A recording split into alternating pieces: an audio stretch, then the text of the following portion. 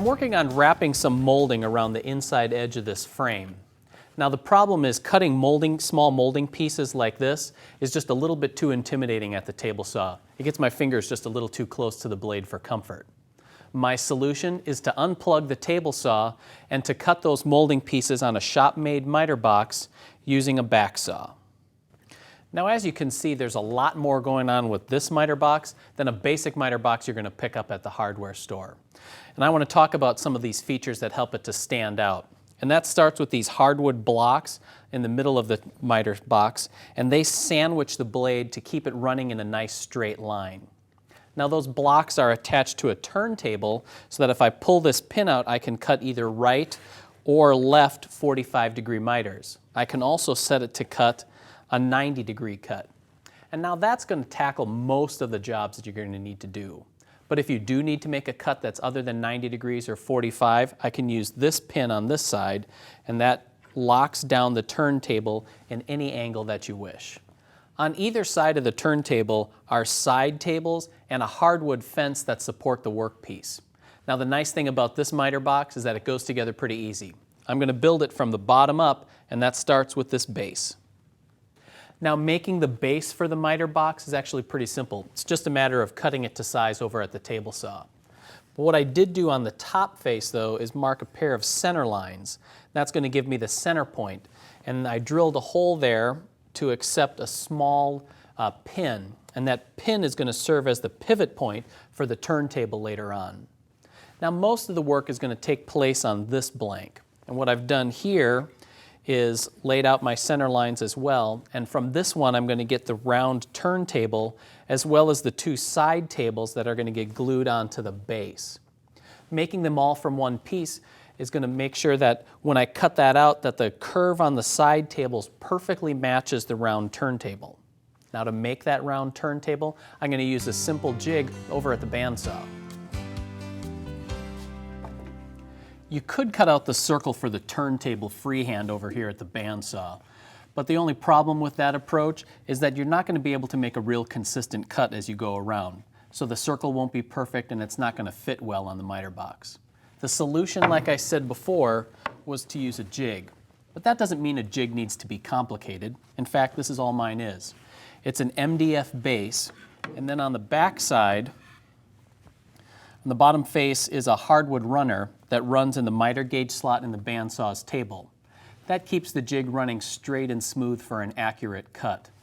Now on the top side of the jig, I've drilled a hole that represents the radius of the circle that I want to cut. That hole's going to accept a pin to guide the workpiece as I cut out the turntable. You'll also notice here that I've drawn a line that's square to this edge and lines up with the center point of the pivot pin.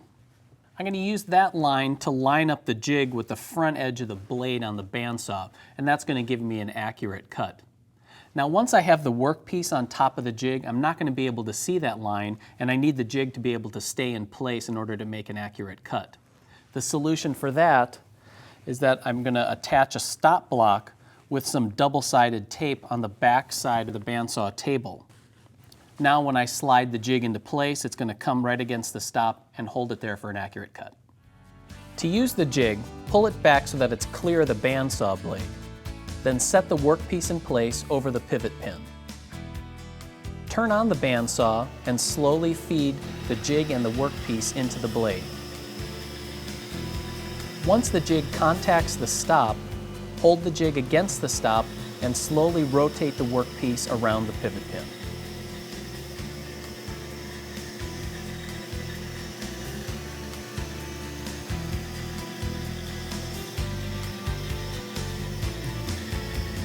During the cut, the workpiece may catch.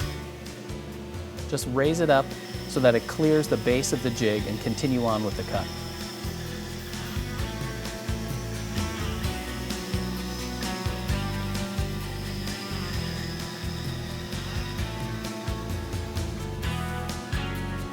Once the circle is complete, hold it in place and turn off the bandsaw.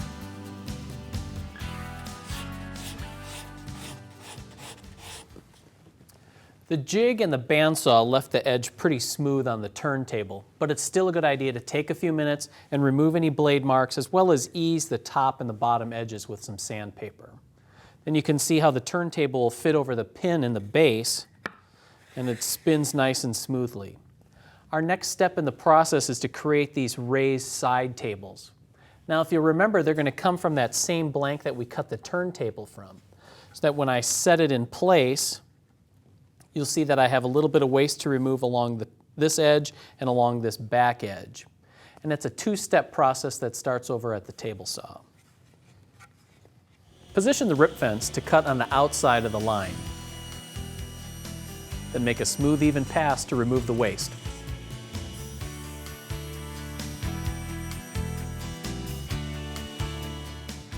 Here's what the blank looks like for the side tables after removing some of the waste. Before I go any further, I want to attach this blank to the base of the miter box. That's going to do two things for me. First, it's going to keep both side tables perfectly aligned, and that's going to help when I attach the fence later on. Second, it's going to give me a good idea of how much waste I need to remove so that the side tables are sized accurately.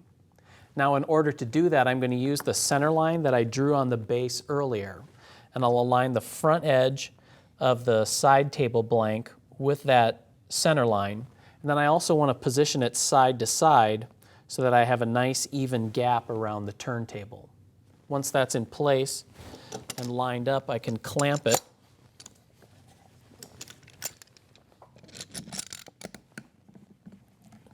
Then I'll attach it from the bottom side with screws.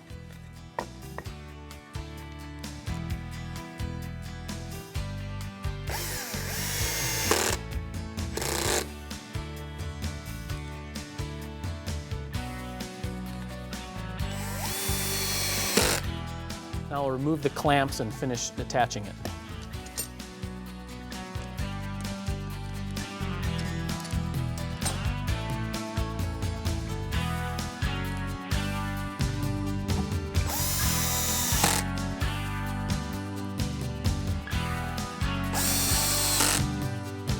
Now that the side tables are attached, I can go over to the table saw and remove the remaining waste for the side tables using the base as a reference line to know what I'm going to remove.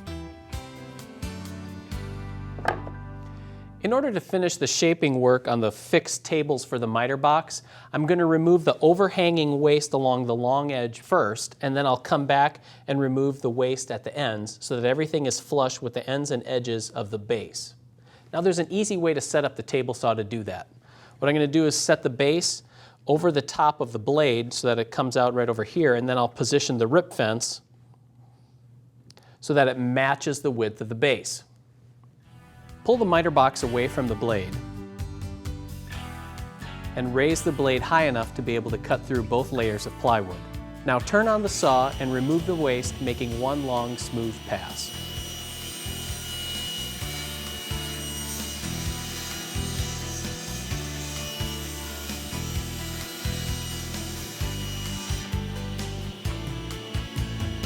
To trim the ends, I'll use the miter gauge to guide the workpiece. I'll line up the base of the miter box with the saw blade. Then I'll pull it back, turn on the saw, and trim one end flush.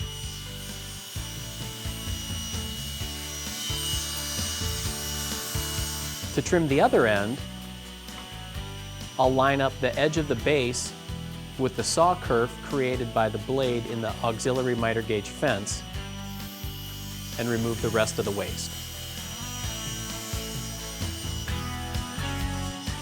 Now you may have noticed when I was trimming away the waste along this back edge here that I'm well away from my layout line, but it's not a big deal. What's more important here is that I'm getting a nice flush fit between the base and these fixed tables on either side, rather than following a rigid layout line. Now the next step in the process is to provide some more workpiece support. These tables provide support for the below the workpiece, but I want something along this edge. So to do that, I'm going to add a hardwood fence. Now the problem here is that once I put the turntable in place on the miter box, that fence is going to interfere with it.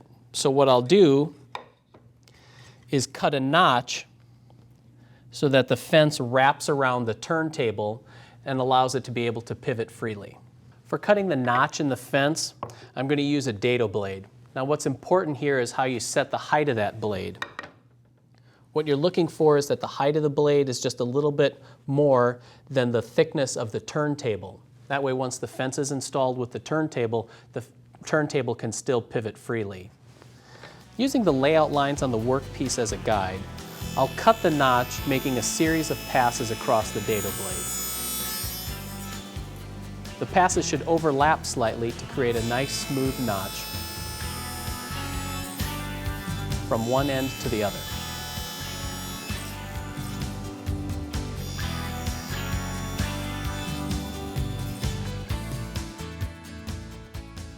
There's a little more to making the fence for the miter box than just cutting out this notch over at the table saw.